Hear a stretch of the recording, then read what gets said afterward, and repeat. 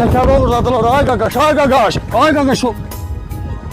Ha, təkər uğramıram, Xaqosan sənsən? Arxa silenkada təkər nə gəldi, bagaja qoyuram da belə. Xaqo sənsən? Ha,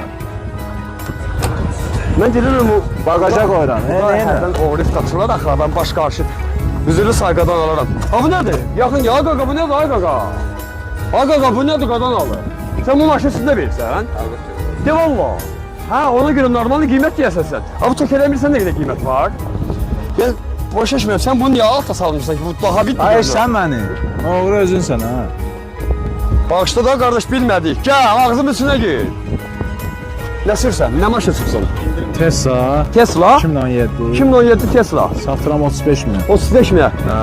Bana satıb paylayacağım kasıbçısı var.